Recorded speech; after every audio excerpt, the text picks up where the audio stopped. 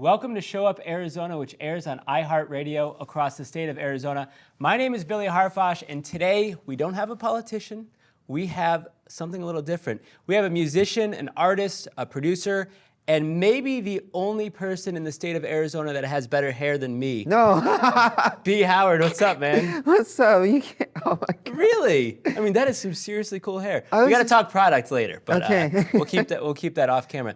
So, B. Howard, tell me a little bit about, first of all, your move to Arizona. I understand you came, you were a New York, Los Angeles guy. Why move to this crazy state? This crazy state is a fun state. Okay. No, I was coming back and forth for a while. I was visiting with some friends of mine that are local, Gardner, Cole, and whatnot, his friendly kid, and I fell in love when I was coming to Scottsdale Airport, and then I was passing the iPic, and I said, I have to move here. The Scottsdale Airport? Yeah. Oh, so you're flying private. See, I've never even been to that airport. I didn't even know they had an airport. It must be a small private one for guys like you. Oh man, no, it's just, he was looking for peace, and Scottsdale, even though it's, the area is, it's fun times, but it's a lot peaceful of a place for me versus LA, and I can create better, and, I love, the vibe here. That's cool, yeah. Yeah. Well, we try to, on this show, we're promoting Arizona, and this airs across the state, down in Tucson as well. So Really? hello Hi, to Tucson. all Tucson listeners. But I think we were talking a little bit before we started, there is a real space musically for the state of Arizona to kind of to rise up here. Absolutely. And I hope you're going to be a part of that. Absolutely, I love being a part of it, and also working with local people here that I really enjoy. I enjoy people like, there's some new artists like Vanna, there's Forbes, there's Shades, I record at different spots like the Crescent Room, Salt Mine. Like everything local that I've been working on and working with people here, this is excellent. I'm glad to be here to bring something new and fresh to the scene. Well, aside from your big legends here. Yeah, of course. Alice Cooper we were talking about. Well, welcome. I know it's been 2 years. It's been 2 years for me as well, and it's a beautiful state. So I got to ask you the obvious question, right? And you know what's coming. I guess we'll go to this camera right here. Okay. We announced this on social media that you were coming on the show. Yeah. And I do my research, so I've watched all your stuff. I've listened to all of your music. And, oh my gosh. there is this question, and here you go, people, and I have to ask. You do look like Michael Jackson, okay? You're very kind, you talk like Michael Jackson, and you're talented as hell. What is your relationship with Michael Jackson? Are you his son? Okay. Well, as far as that goes, I'm very fortunate to be raised by a great family, and thankful that everything that we're doing in a music and a personal space is very positive.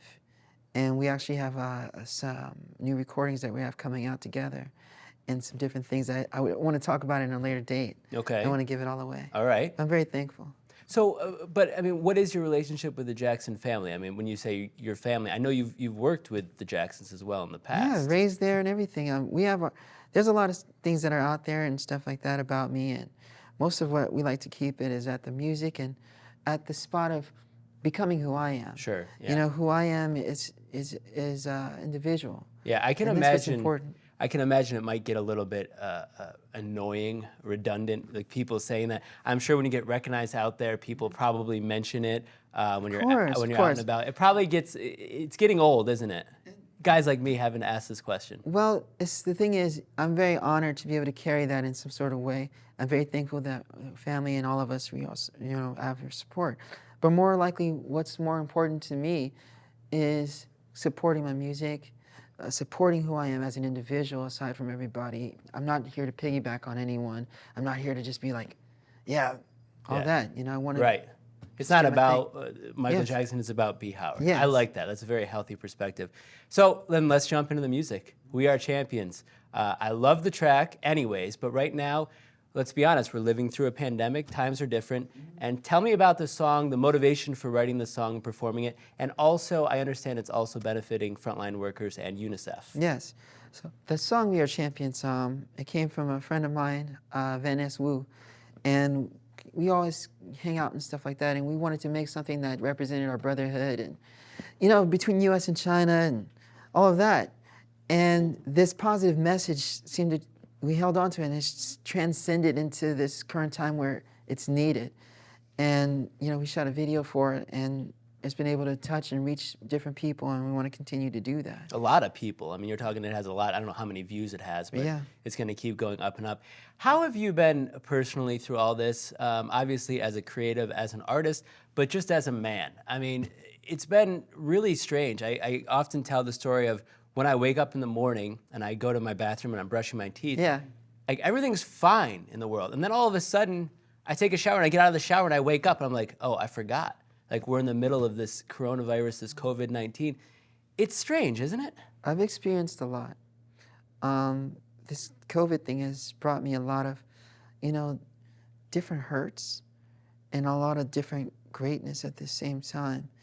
Hurts being that, some people are hurting out there and they don't know how to deal with the way they hurt. So it causes pain in different areas, and then people bring their pains onto you, and it's tough. Mm-hmm. And sometimes you have to cut.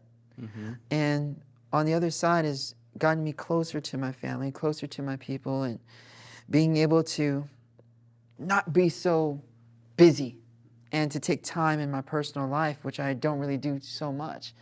And going back and forth to Vegas, being with some, different members of families, getting a chance to see my mother and really reconnecting and reestablishing. It's like feels like a springboard to me where I coiled in to be able to blossom something. And with the song We Are Champions, it's meant for me that, in a way. There's a lot of actors, obviously, comedians and musicians that are sort of on hold right now. They've hit the pause button. You did release a single, We Are Champions, during all of this. Creatively speaking, is this a great time because you have time to reflect and to write and to try to regroup your career and see where you want to go? Or is this kind of like you're also on pause and you're just going to wait to see what happens here? I see this as a great time. I think for independents, like some of the people in Arizona, it's a great time to be able to kind of actively compete with the majors because everyone's at home and have to stay at home. And if you're trying to do music and you want to express yourself and reach out to other people, now's the time to do it. Not in a way where a person can see your heart. Mm-hmm. For me, creating and stuff like that inside of the home, and I've been focused on my personal, but it's a great time for me to really think things through about what's important in my life. What do I want to accomplish in my life? Who I want in my life and who not in my life. It's been more of a personal introspect. Creating, I'm always creating, but this personal.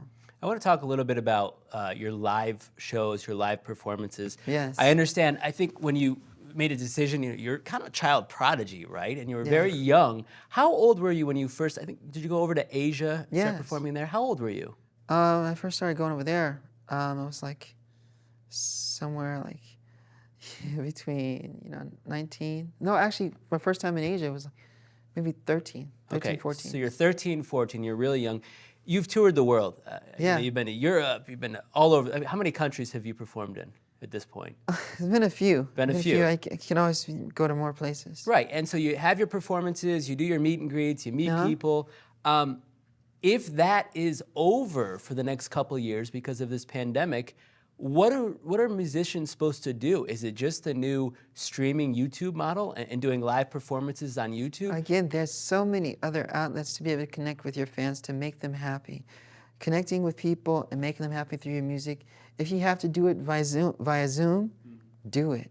If you have to, there's other ways that we'll be able to perform and connect with audiences to continue to make people happy and do what we were born to do.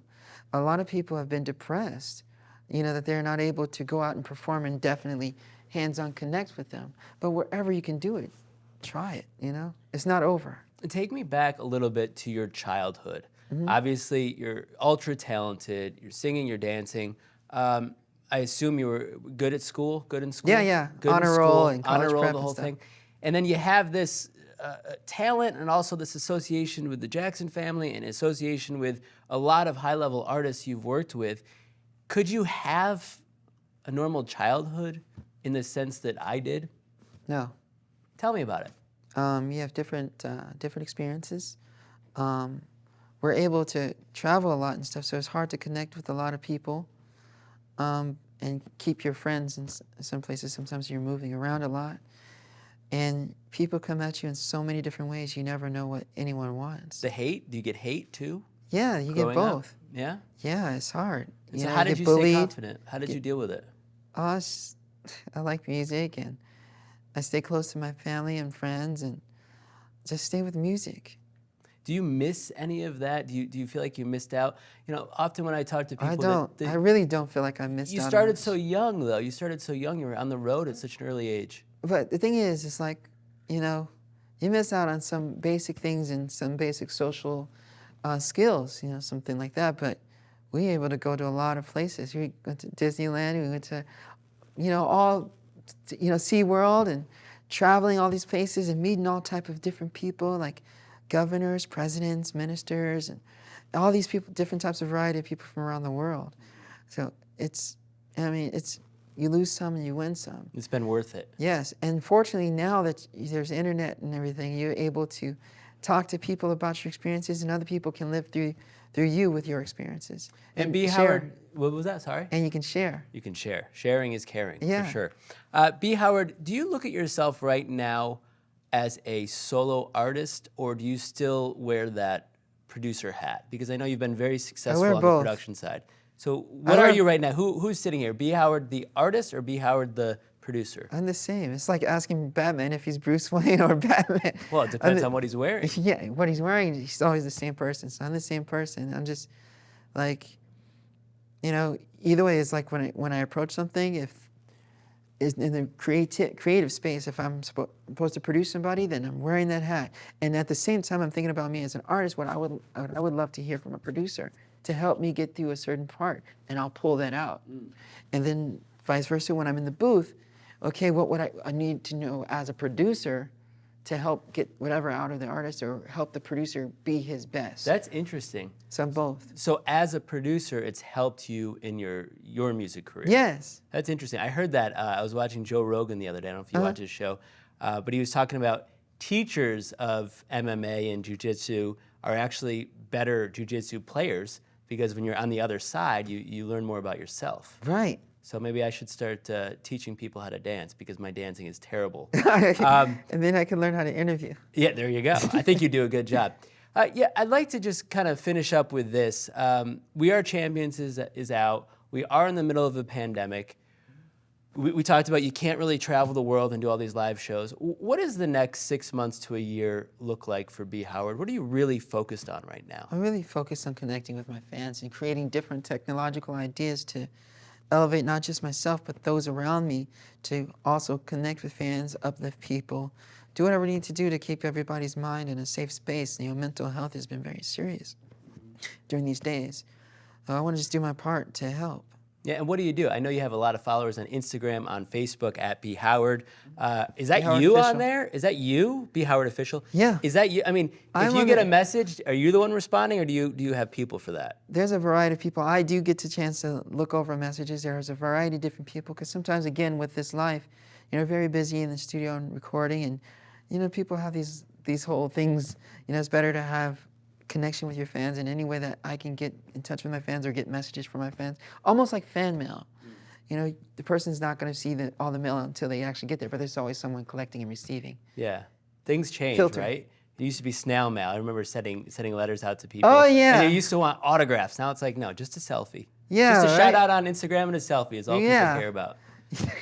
Well, listen, there's still man. autographs, but yeah. You still do autographs? Yes. We Are the Champions. We Are Champions. It's out now. We're going to link it right below on this video. It's an awesome song, and it's all for a good cause. Shout out to UNICEF. Any final thoughts, B. Howard? Oh, just so thankful to be here, and I'm glad to meet you. I'm glad to, you know, really reach out to fans. Make sure you guys pick up We Are Champions, spread it around, and I hope to see you guys very soon. You're a kind soul. Thank you for joining us on Show Up Arizona. Thank you. Showed up.